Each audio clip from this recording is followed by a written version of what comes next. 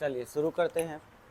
प्रत्यावर्ती धारा को स्टार्ट करने के लिए हम लोग जहाँ ख़त्म किए थे छठा चैप्टर वहीं से शुरू होगा। हम लोगों ने पढ़ा था डायनेमो के बारे में, याद आया? तो डायनेमो से हम लोगों ने पढ़ा था कि डायनेमो से जो करंट बनता है वो करंट ही प्रत्यावर्ती धारा, उससे डीसी भी बनता है, डायरेक्ट करंट भी। तो जो भी धारा बनती है उस धारा का जो वोल्टेज होता है, ईएमएफ जो होता है वोल्टेज, वो होता है ई नॉट साइन ओमेगा टी। आज आपको हम इसके बारे में बहुत डिटेल में बताएंगे क्योंकि मेन कहानी शुरू यहीं से होती है। तो इसी पर हम लोग कुछ पहले सवाल करेंगे और तब हम इसके आगे बढ़ेंगे। जैसे E बराबर ई नॉट साइन ओमेगा टी, ये प्रत्यावर्ती धारा नहीं, प्रत्यावर्ती वोल्टता है, या इसे आप वोल्टेज बोल सकते हैं।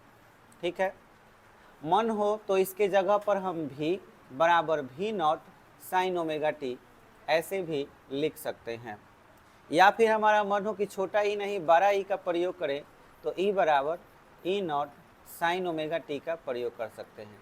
लेकिन हर हालत में ये तीनों के तीनों क्या कहलाएंगे? वोल्टता कहलाएंगे। ठीक है। अच्छा, दूसरा चीज़ कि यही चीज़ जो है, अब आप जानते हैं कि V बराबर आई आर होता है ओम के नियम के अनुसार। तो V समानुपाती I हुआ तो जिस हिसाब से वोल्टेज चेंज होगा उसी हिसाब से धारा चेंज होगा। तो हम बस करते कुछ नहीं है, धारा का मान मतलब यहाँ पे I लिख देंगे अगर, तो वो प्रत्यावर्ती धारा हो जाएगा। यानी अगर धारा का समीकरण लिखना हो मुझे तो I बराबर आई नॉट साइन ओमेगा टी लिखते हैं। समझ में आया? अब इसी पर पूरा विस्तार आज चलेगा क्लास आपका। चलिए आज शुरू करते हैं। सबसे पहले हम आपको दो धाराओं के बारे में समझा दें, एक है प्रत्यावर्ती धारा और एक है दिष्ट धारा। फिर हम आएंगे इसी फॉर्मूला पर और इसी फॉर्मूला से हम लोग स्टार्ट करेंगे आगे। तो प्रत्यावर्ती धारा क्या होती है, इसे समझने के लिए आप थोड़ा सा एक तार का कल्पना कीजिए कि एक वायर है और उस वायर में करंट फ्लो हो रहा है। तो इस वायर में करंट फ्लो कैसे होता है? जब आप बिजली की उत्पत्ति के बारे में सोचते हैं तो हमें डायनेमो की ज़रूरत होती है, जनरेटर की ज़रूरत होती है। जनरेटर से जो करंट बनता है वो कैसे बनता होगा? तो उसके लिए हम लोगों ने पढ़ा था कि मान लीजिए कि ये कुंडली है, तो इस कुंडली को होना क्या होगा कि भाई इसको गति करना होगा, घूर्णन गति करना होगा। और ये घूर्णन गति करेगा तो कैसे करता है, और इसी को ध्यान समझना है। इधर एक चुंबक था, एक इधर चुंबक था। ठीक है, अब आप इस पोजीशन को देखिए, इस पोजीशन में अभी कोई करंट नहीं बनेगा। ठीक है, अब इसी कुंडली के अंदर बहुत सारे तार हैं और उसी तार में धारा बहेगा और वही धारा हम यूज करते हैं। अब इसमें धारा बहता कैसे है, तो इसे समझने के लिए आप यहाँ पे समझिए कि जब हम इसको ऐसे नचाते हैं तो जैसे ही नचाना शुरू करते हैं तो इसके अंदर से क्षेत्र रेखा, चुंबकीय क्षेत्र रेखा की संख्या बढ़ना शुरू हो जाती है। इसके अंदर से चुंबकीय क्षेत्र रेखा की संख्या बढ़ना शुरू हो जाएगी तो इस तार के भीतर प्रेरण के वजह से बिजली पैदा होगा, यानी विद्युत धारा बहना शुरू होगा। अब ये विद्युत धारा फिक्स वैल्यू नहीं होता, हर पल इसका मान बदलता है। एक सेकंड से भी कम समय होता है और उस समय में, उस समय को हम महसूस नहीं कर सकते, पर एक सेकंड से भी कम समय में भी धारा का मान बदलता है। हम तुमसे कहें कि इसमें धारा अगर 1 एम्पियर बहा, अब 1 सेकंड के अंदर में, 1 सेकंड में 1 एम्पियर धारा बहा, तो तुम्हें लगता होगा कि ओ 1 सेकंड, 0 सेकंड के बाद तो 1 सेकंड आया ही होगा। नहीं, 0 सेकंड के बाद 0.1 सेकंड हुआ होगा।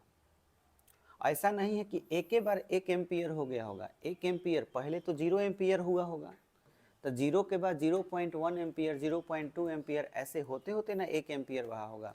अब मान के चलो इतना पे है, थोड़ा सा बढ़ाए 0.1, 0.2, 0.3 करके 1 एम्पियर पे आए, थोड़ा और बढ़ाए, धारा बढ़ करके 1.5 एम्पियर हो सकता है, 2 एम्पियर हो सकता है, थोड़ा और बढ़ाए तो 3 ampere, 4 ampere, 5 ampere, 6 ampere, maximum कितना धारा हुआ 6 मान लीजिए।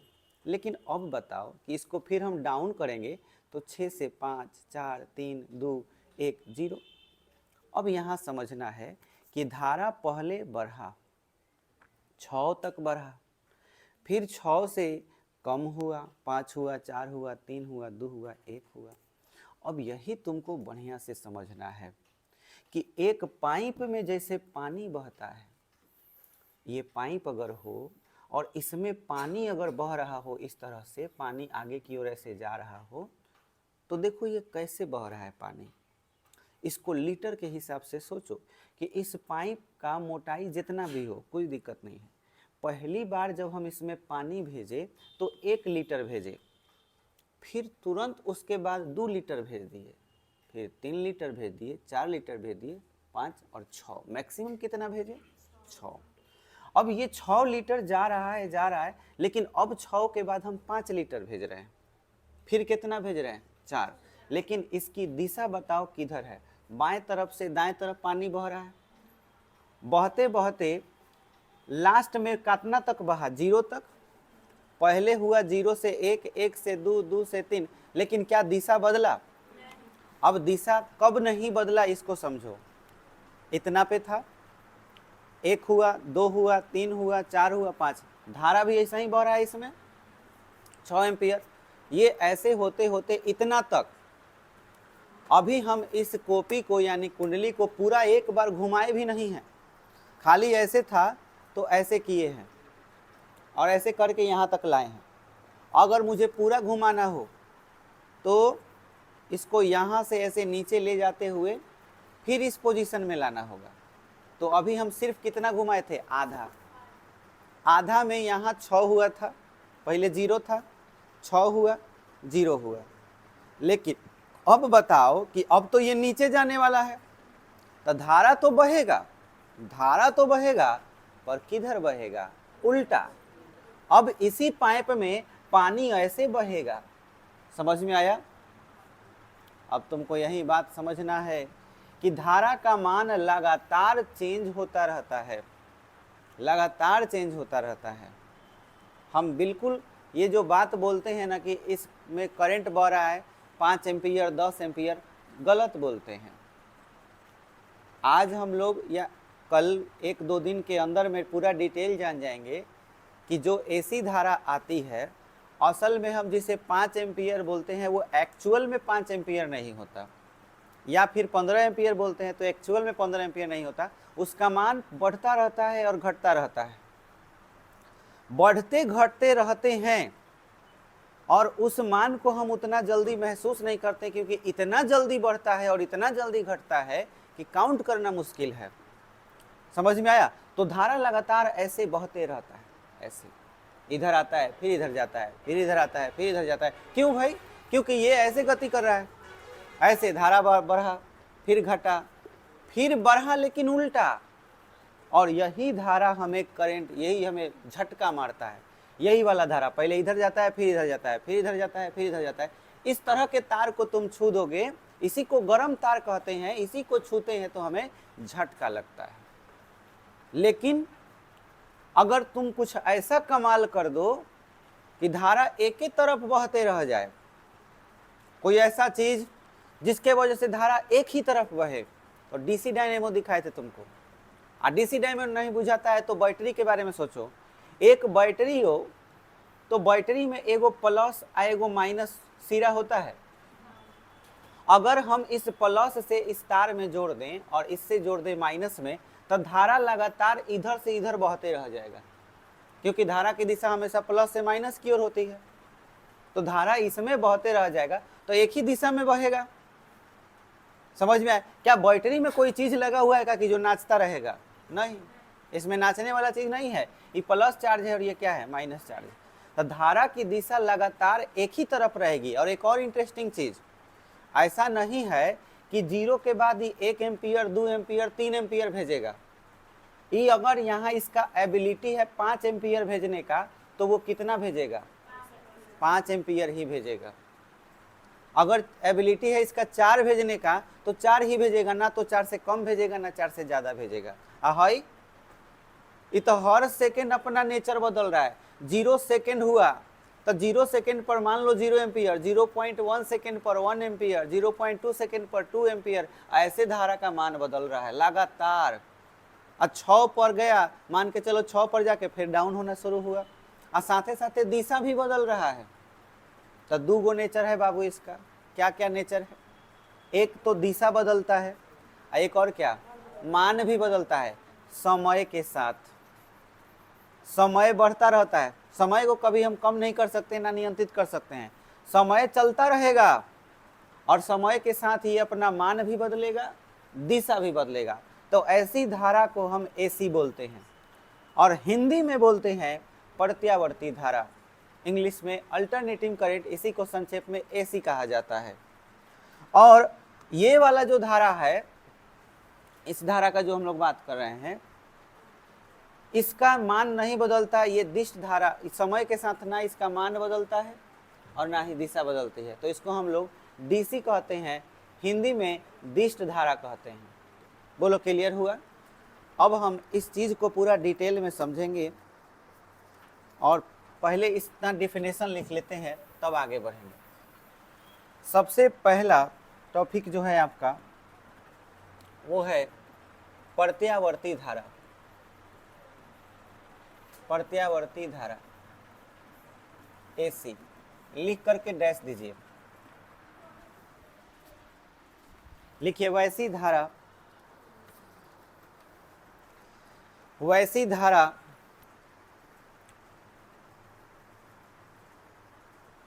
वैसी धारा जिसका दिशा और परिमाण, वैसी धारा जिसका दिशा और परिमाण दोनों समय के साथ बदलता रहता है, दोनों समय के साथ बदलता रहता है, दोनों समय के साथ बदलता रहता है, दोनों समय के साथ बदलता रहता है, उसे प्रत्यावर्ती धारा कहते हैं, उसे प्रत्यावर्ती धारा कहते हैं, उसे प्रत्यावर्ती धारा कहते हैं।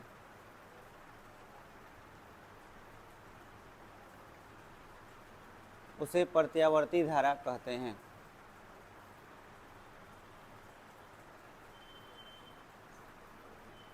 हो गया। दूसरा आपको लिखना है दिष्ट धारा। दिष्ट धारा इंग्लिश में बोलते हैं डायरेक्ट करंट, जिसको संक्षेप में डीसी कहा जाता है। लिखिएगा डायरेक्ट करंट।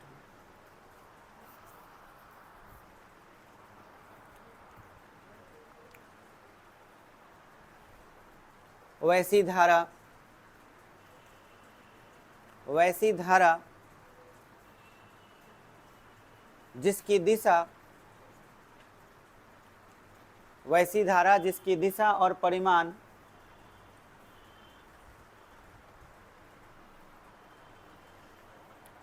जिसकी दिशा और परिमाण समय के साथ नहीं बदलता है, जिसकी दिशा और परिमाण समय के साथ नहीं बदलता है, उसे दिष्ट धारा कहते हैं, उसे दिष्ट धारा कहते हैं।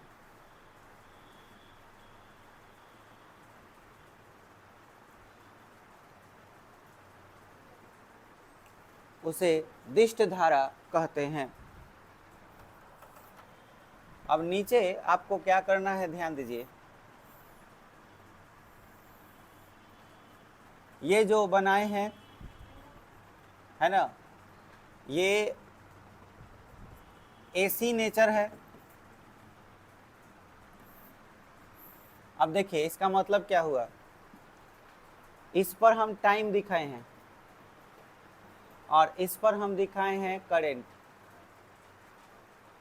अब ध्यान से समझिए, ये अक्ष टाइम को बता रहा है तो टाइम आपका बढ़ते जा रहा है, बढ़ते जा रहा है।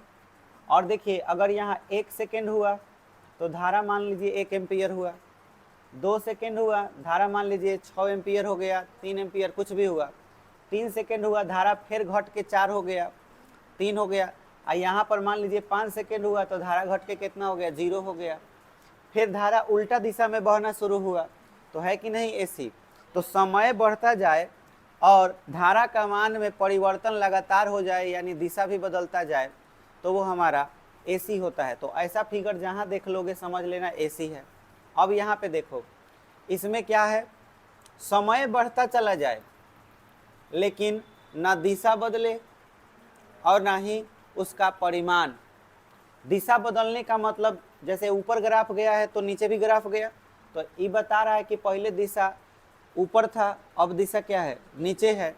इसमें क्या होगा कि नीचे नहीं तो ऊपर कहीं एक ही जगह ग्राफ बनेगा, समझ में आया, कहीं ऊपर एक या नीचे ग्राफ बनेगा। दूसरा चीज कि ऐसे लहरिया कट नहीं मारेगा, एकदम सीधा चलेगा, समझ में आया। 4 एम्पियर तो 4 एम्पियर, अब जैसे मान लो यहाँ 4 लिख दिए तो 4 पर ही रहबे करेगा, ना ही ऊपर। तनियों से ऊपर ग्राफ गया तो समझ लो 4 से ज़्यादा हो गया, और कहीं नीचे आ गया तो 4 से कम। लेकिन अगर 4 है तो 4 ही रहना चाहिए, और समय भी बढ़ना चाहिए। तो समय बढ़ेगा तो लाइन ऐसे आगे बढ़ते चला जाएगा, तो वो लोग कैसा ग्राफ होगा, एकदम सीधा ऐसा लाइन होगा। ये नेचर है किसका, डीसी का नेचर है, समझ में आया। और ये आपका टाइम का अक्ष हो गया, और ये किसका हो गया, करंट का, समझ में आया। ये एसी को बता रहा है, ये डीसी को। तो ऐसा ग्राफ कहीं भी देखो तो एसी सॉरी डीसी, और ये हो जाएगा एसी। तो जो डेफिनेशन दोनों लिखे हैं उसके नीचे आपको ये दोनों फिगर बना लेने हैं।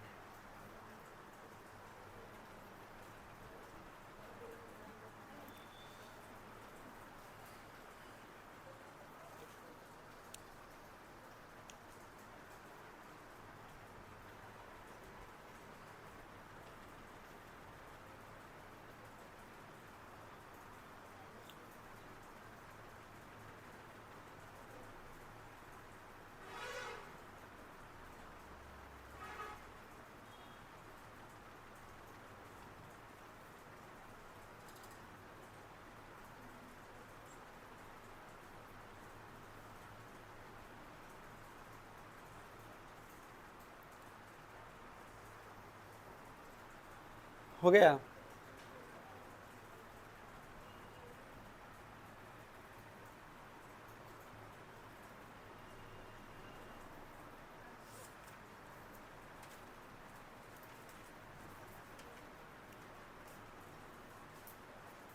हो गया, चलिए आगे देखिए। अब आपको लिखना है तात्क्षणिक धारा, तात्क्षणिक धारा,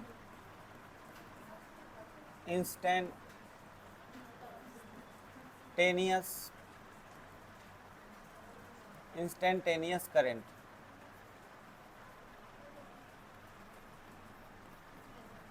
लिखिए,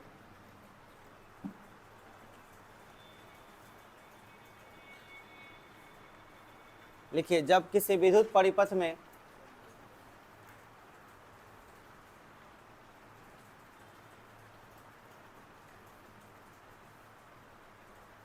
जब किसी विद्युत परिपथ में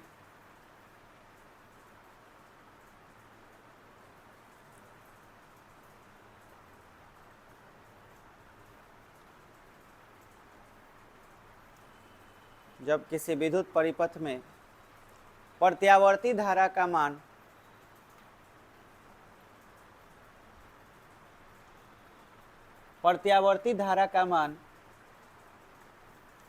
t समय पर, t समय स्मॉल t समय पर समीकरण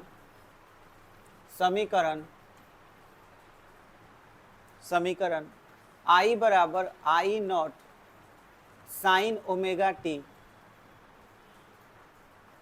द्वारा ज्ञात किया जाता है,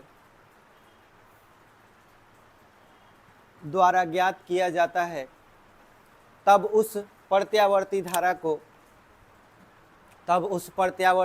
को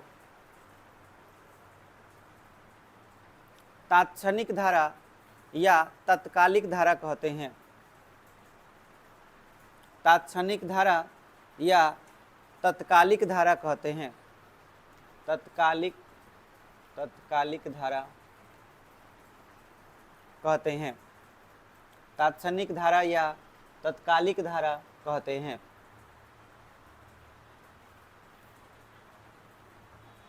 तात्क्षणिक धारा या तत्कालिक धारा कहते हैं।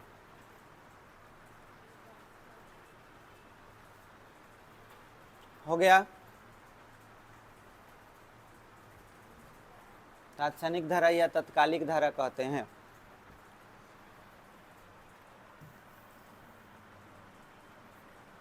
अब यहाँ ध्यान दीजिएगा, जहाँ अब ध्यान से समझेंगे, सब एक एक चीज को समझो।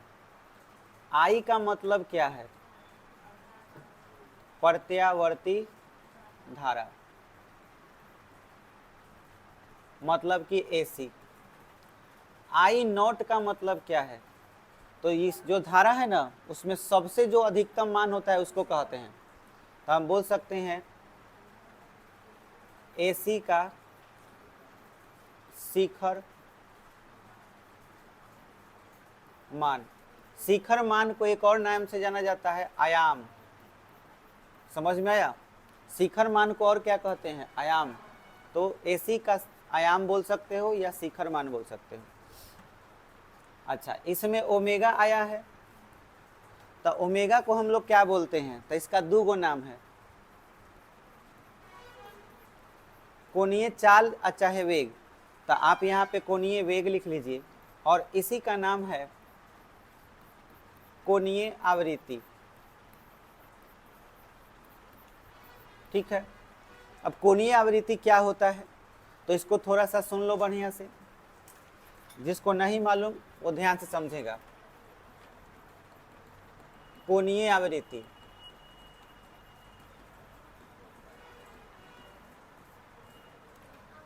कोणीय आवृत्ति का मतलब होता है कि अगर कोई गोल गोल घूम रहा है, वृत्ताकार पथ पर घूम रहा है, कोई भी चीज, मान के चलो कोई ऐसा वस्तु है जो 1 सेकेंड में 4 बार घूम गया।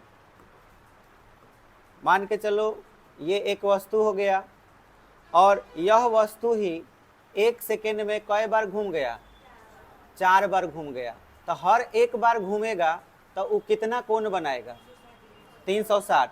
और 360 को ही हम 2 पाई रेडियन बोलते हैं। बात बुझाया? तो हम रेडियन में कितना बोलेंगे? 2 पाई। तो एक बार घूमा तो कितना कोण बनाया? 2 पाई। 2 बार घूमा तो 4 पाई। 3 बार घूमा तो 6 पाई हो गया। तो हर बार में 2 पाई कोण बढ़ रहा है।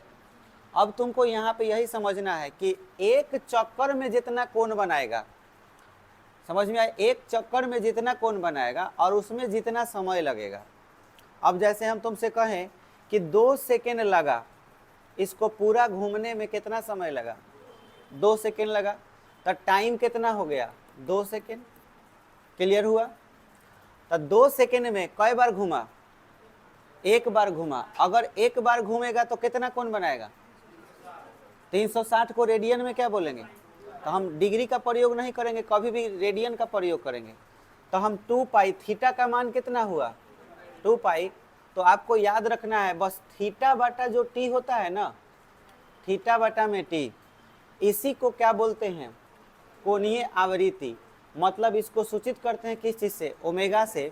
तो भाई थीटा का मान कितना है? 2 पाई। और टी का मान कितना है? 2।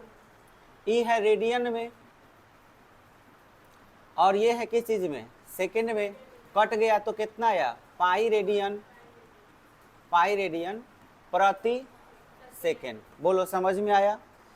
तो अगर हम देखें तो एक चक्कर के लिए कोण कितना होता है? 2 पाई एक चक्र के लिए। तो इसीलिए हम लोग ओमेगा बराबर थीटा के जगह पर कितना लिखते हैं? 2 पाई। और समय 2 सेकेंड भी हो सकता है, 3 सेकेंड भी हो सकता है, समय तो कितना हो सकता है, लेकिन एक चक्कर के लिए कोण हमेशा कितना रहेगा? 2 पाई ही रहेगा। इसलिए हम यहाँ नीचे समय के लिए बड़ा वाला टी लिख देते हैं। समझ में आया? छोटा टी भी लिख सकते हो, बड़ा टी भी लिख सकते हो, लेकिन बड़ा टी लिखे हुए हैं क्योंकि स्पेशली एक चक्कर के लिए है। तो कोणीय आवृत्ति का फॉर्मूला आज से याद रहेगा, 2π/t। अब तुम लोग थोड़ा सा आवृत्ति को समझो, कोणीय छोड़ दो, अब खाली किस चीज को? आवृत्ति। आवृत्ति क्या है? आवृत्ति एकदम समझिए ध्यान से। जब भी कभी आवृत्ति का बात हो तो आवृत्ति को इंग्लिश में फ्रीक्वेंसी कहा जाता है, फ्रीक्वेंसी। और इसी आवृत्ति को बारंबारता भी बोल जाता है। आवृत्ति कह लो, फ्रीक्वेंसी बोलो, एक ही बात हुई। इसको हम लोग सूचित करते हैं, संकेत इसका जो होता है वो दो गो संकेत होता है। या तो हम छोटा f से सूचित करेंगे या इसको सूचित करेंगे किस चीज से? n से। आखिर ये है क्या? तो दुनिया में कोई भी काम 1 सेकेंड में जितना बार हो जाए उसे ही आवृत्ति कहते हैं। दुनिया में कोई भी काम, मतलब कोई भी काम, कोई भी काम कितना सेकेंड में? 1 सेकेंड में, 1 सेकेंड में जितना बार हो, जितना बार हो उसे क्या कहते हैं? आवृत्ति कहते हैं।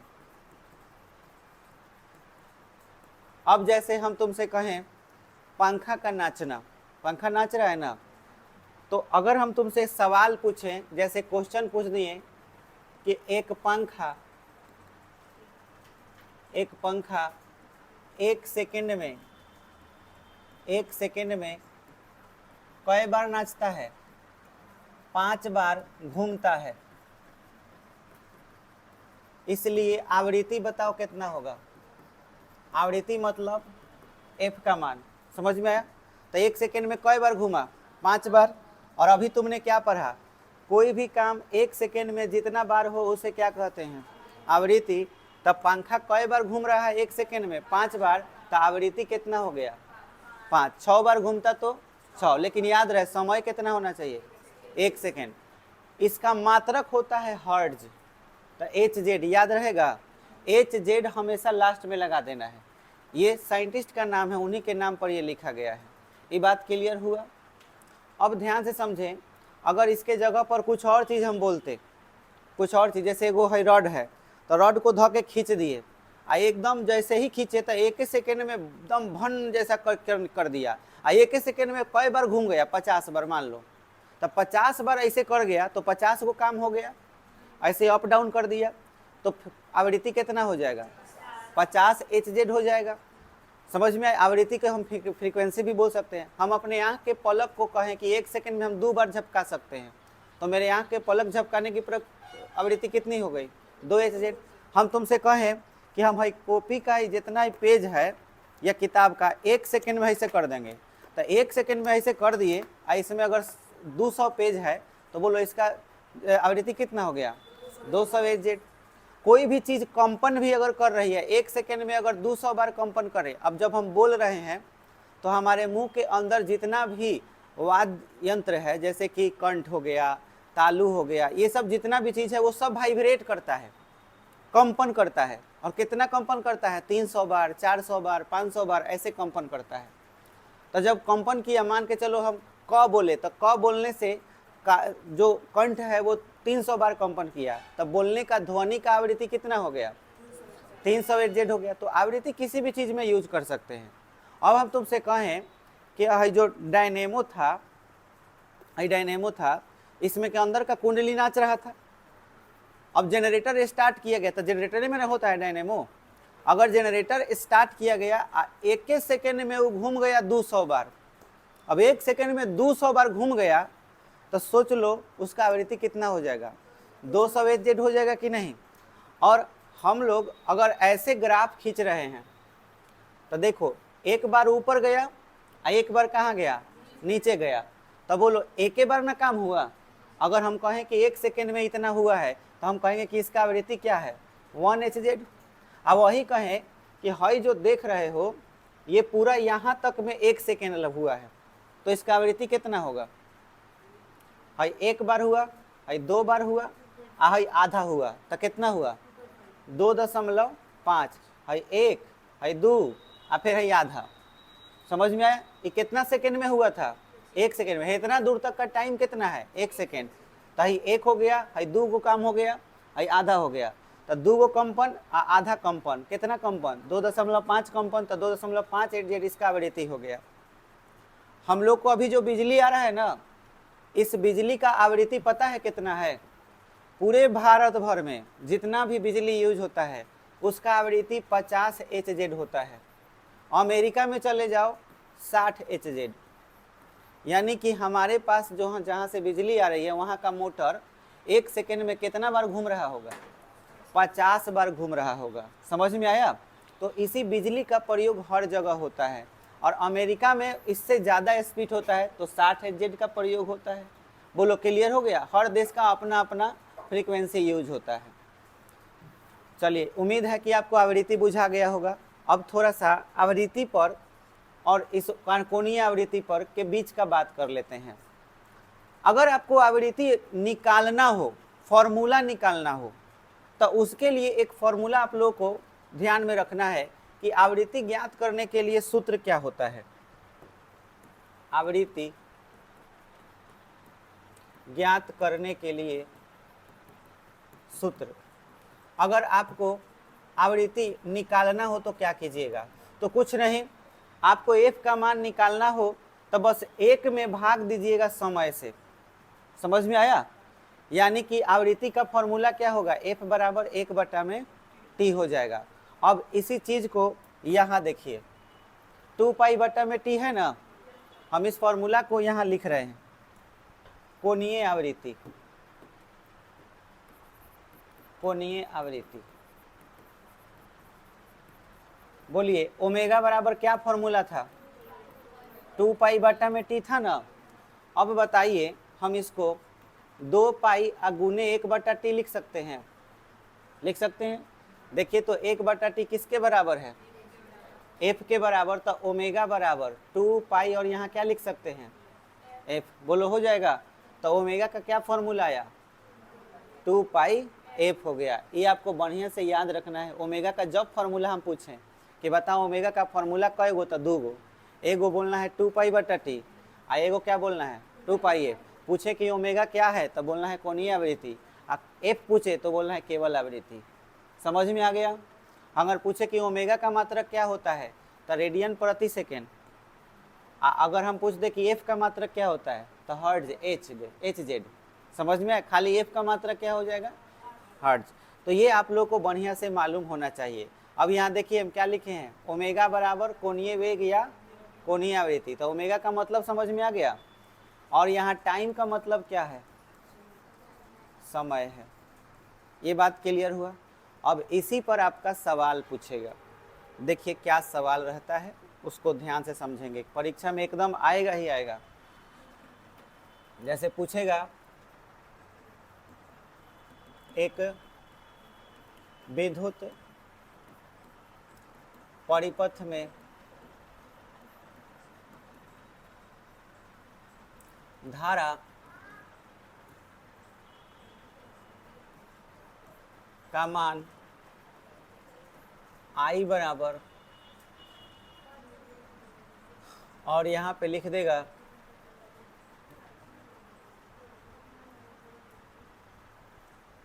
100 साइन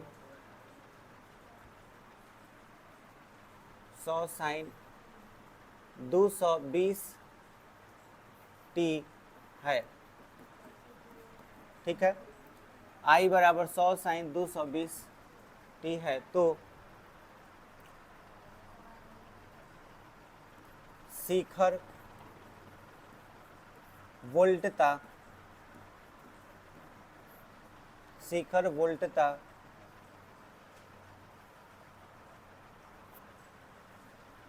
में शिखर धारा,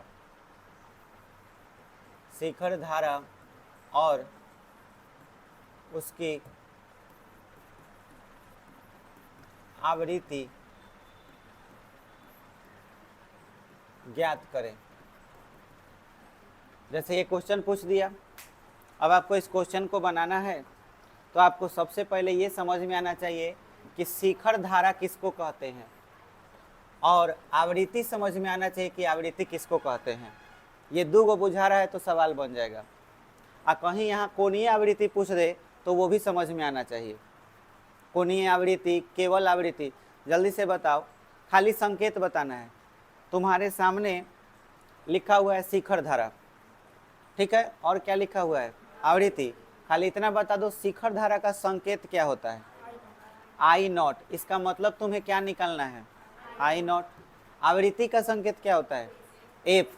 अब वही कोणीय आवृत्ति पूछता तो ओमेगा। तो इसी पर फोकस करना है हमको। दो चीज चाहिए, एगो आई नॉट चाहिए, एगो क्या चाहिए, एफ। तो इसी दोनों फार्मूला को यूज करेंगे। सबसे पहले आई नॉट किस फार्मूला में आता है, तो देखो इस फार्मूला में आई नॉट आता है। तो हम क्या लिखेंगे फार्मूला इस सवाल को बनाने के लिए, आई बराबर आई नॉट साइन ओमेगा टी लिख दिए। अब हमको इसमें क्या करना है कि सवाल को उतार देना है। सवाल क्या दिया है, आई बराबर 100 साइन 220 टी दिया हुआ है। अब आपको देखना है कि आई नॉट के जगह कौन ले लिया है। तब बोलो आई नॉट ही हमारा आंसर हो गया कि नहीं। ये धारा है इसलिए एम्पियर मात्रक होगा, तो 100 एम्पियर आंसर हो गया। भारी है, खाली कॉन्सेप्ट चाहिए, नहीं तो ऐसे सवाल देखते ही आंसर बता दोगे सब। तो अब तक देखते ही बता दोगे कि कौन है आई नॉट। अच्छा, अभी एक और चीज चाहिए, आवृत्ति चाहिए। आवृत्ति मतलब एफ। अब आप देखिए टी के बगल में क्या है 220, और यहाँ टी के बगल में क्या है ओमेगा। ओमेगा तो नहीं चाहिए, हमको चाहिए एफ। तो हम पहले ओमेगा लिखेंगे तब ओमेगा के फॉर्मूला लिखेंगे, क्योंकि ओमेगा के फॉर्मूला में ही क्या पाया जाता है, एफ। अभी बताए हैं ओमेगा के फॉर्मूला में ही क्या होता है, एफ। इसीलिए पहले हम क्या लिखेंगे, ओमेगा। तो बताइए ओमेगा कितना है, लिख दिए 220। अब ओमेगा के जगह पर क्या लिखेंगे, ओमेगा का फॉर्मूला। तो ओमेगा का फॉर्मूला क्या है, 2 पाई एफ। तो 2 पाई एफ लिखेंगे। अब बराबर में कितना लिखेंगे, 220। बुझाया। अब हम पाई का मान रखेंगे, तो 2 गुने पाई का मान 22/7, और यहाँ क्या लिखेंगे, एफ बराबर 220। ऊपर से ऊपर कटता है और नीचे से नीचे। अब मन करे तो ये डायरेक्ट इधर लेके चले आओ। जैसे 2 के नीचे क्या है, 1 है, तो ये 2/1 इधर आके क्या हो जाएगा, 1/2। तो एफ बराबर हम 220 लिखेंगे, लेकिन इधर आएगा तो ये, और ये इधर आके क्या होगा 7/22। बोलो हो जाएगा। अब देखो 22 से 10 मरतबे ही कट जाएगा, और 10 जो है 2 से कट जाएगा कई मरतबे, 5 मरतबे। तो 7 से 5 में गुना करो, 35। तो एफ बराबर 35। मात्रक क्या लिखेंगे, एच जेड, हर्ट्ज लिखेंगे, आंसर हो गया। बनाने आएगा कि नहीं, आ जाएगा। तो ऐसा सवाल हम देंगे घर से बनाने के लिए, आप लोग इसको बढ़िया से नोट कर लीजिए। चलिए अब सवाल आप लोग बना के लाइएगा। लिखिए, निम्नलिखित धारा के समीकरण में शिखर मान और आवृत्ति ज्ञात करें।